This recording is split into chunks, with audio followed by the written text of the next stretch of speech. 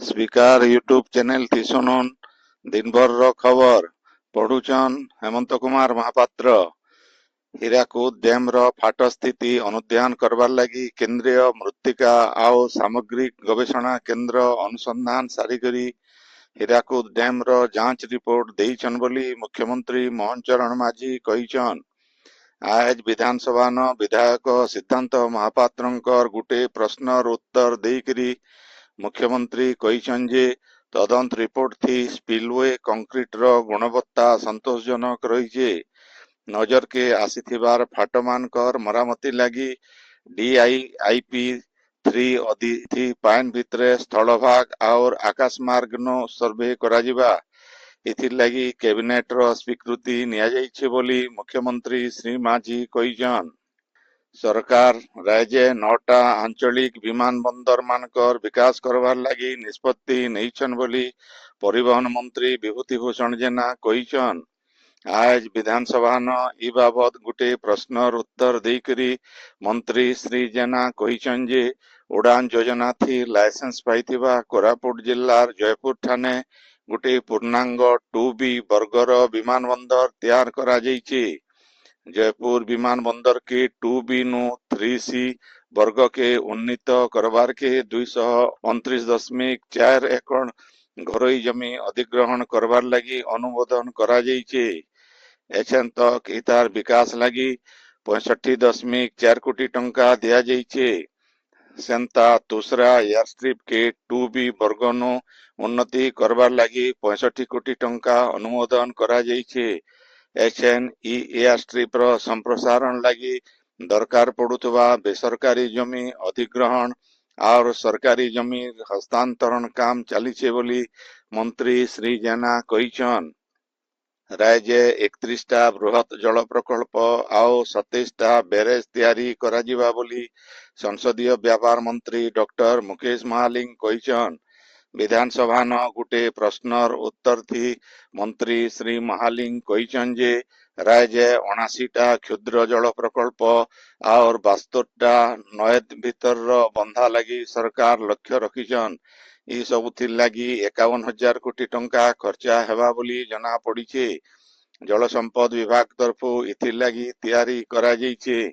Tender बाबद भिन्न भिन्न प्रसंग उपरे विभागीय अधिकारी मानकर संगे आलोचना कराजिबा बोली मंत्री श्री महालिंग विधानसभा न सूचना देइछन।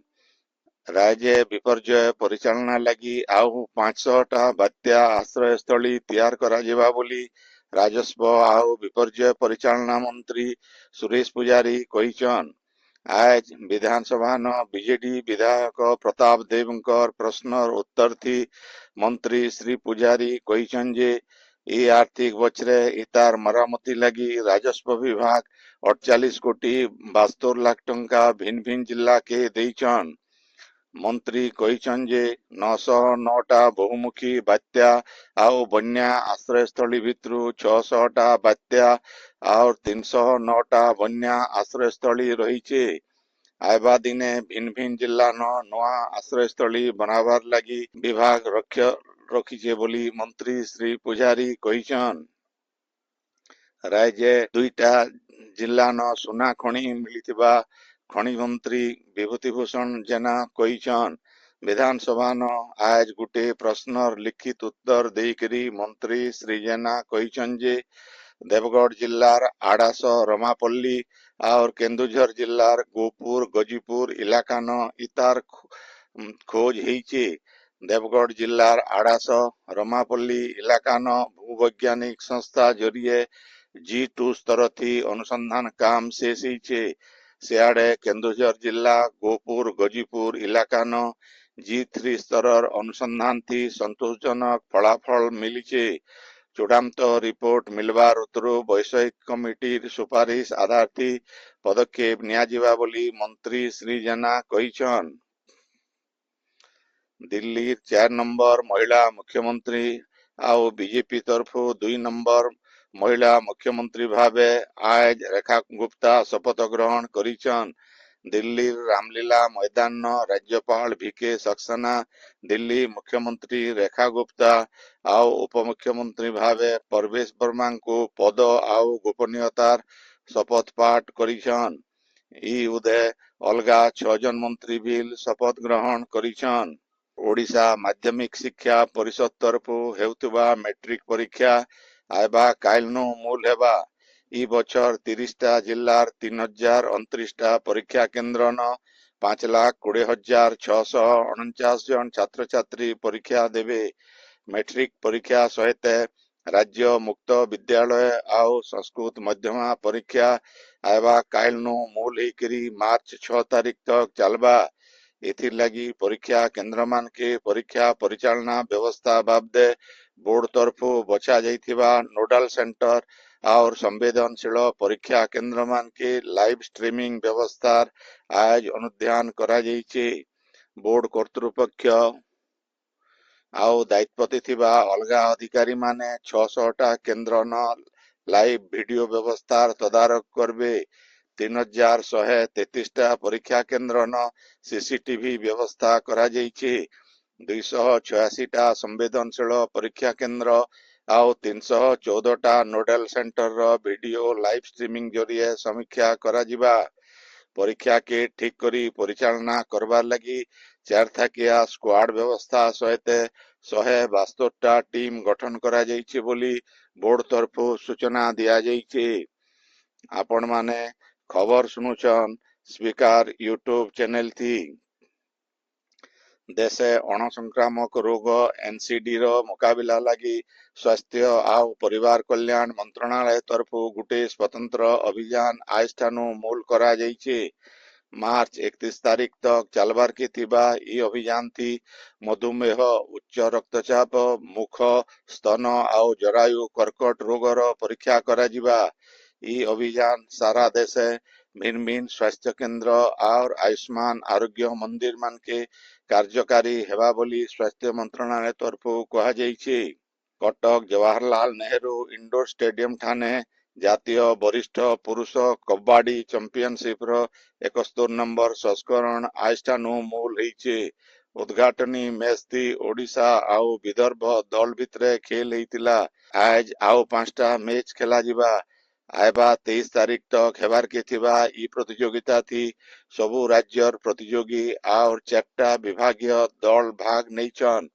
ओडिशा कबाड़ी संघ आउ राज्य क्रीडा विभाग रो मिलित सहयोग थी चैंपियनशिप मूल करा जाइछे। विशिष्ट शिक्षाविद आउ समाज संस्कारक स्वर्गत भगवान मिश्रंकर 99 नंबर जयंती बरगढ़ रो बिजू पट्टनायक टाउन हॉल ठाने पालित हो जाइछे।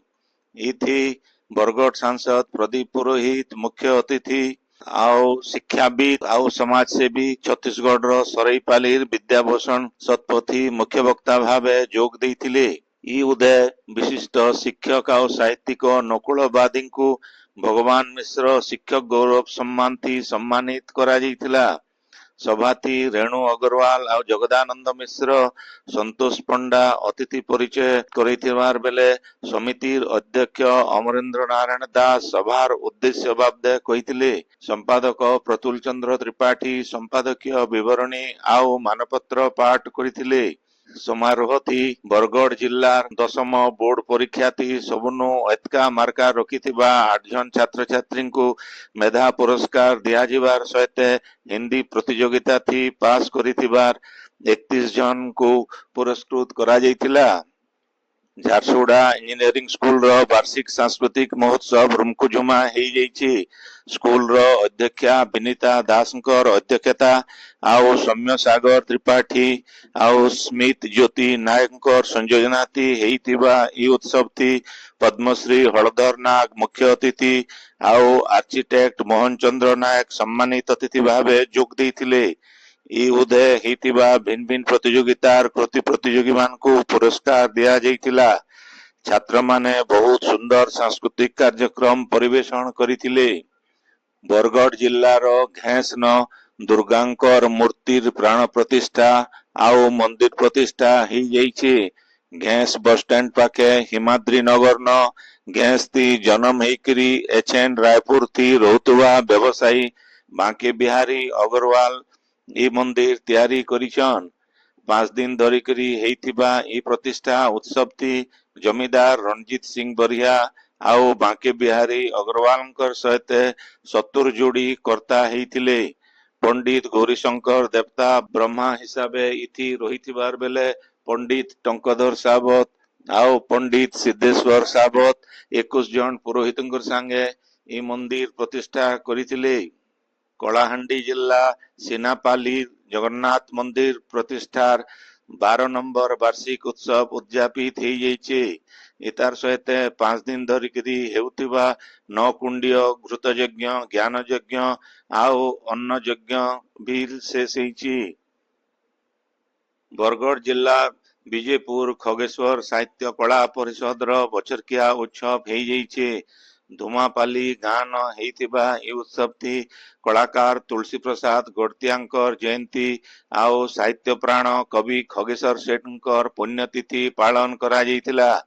ସଭାପତି ମୋହନ ସିଂ କହ୍ନେଇଙ୍କର ଅଧ୍ୟକ୍ଷତାତି ହେଇଥିବାର ସଭାଟି ଗବେଷକ ଡକ୍ଟର ସୁଭାଷ ମେହେର, ସ୍ତମ୍ଭକାର ସୁଶାନ୍ତ କୁମାର ମିଶ୍ର, ଗାଁର ଗୌତିଆ ରଘୁପତି ସାହୁ, ସାମାଜିକ କର୍ମୀ ଛବିଳ ମଲ୍ଲିକ, ସମ୍ବଲପୁର ମୁକ୍ତ ବିଶ୍ୱବିଦ୍ୟାଳୟର ସହକାରୀ ପ୍ରଫେସର ରାଧାକାନ୍ତ ସୁନା ପ୍ରମୁଖ ଅତିଥି ଭାବେ ଯୋଗ ଦେଇକିରି ଦୁଇ ସାଧକଙ୍କୁ ଶ୍ରଦ୍ଧାଞ୍ଜଳି ଜଣାଇଥିଲେ।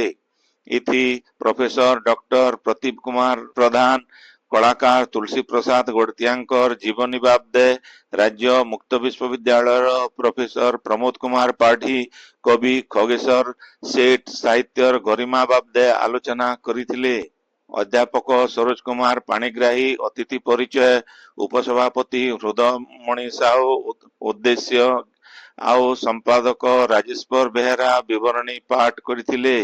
ଚିତ୍ରଶିଳ୍ପୀ ଅଭିମନ୍ୟୁ ମେହେରଙ୍କୁ ଇ ବଛରର ପହେଲା କରି କଳାକାର ତୁଳସୀ ପ୍ରସାଦ ଗଡ଼ତିଆ କଳା ସମ୍ମାନଥି ସମ୍ମାନିତ କରାଯାଇଥିଲା।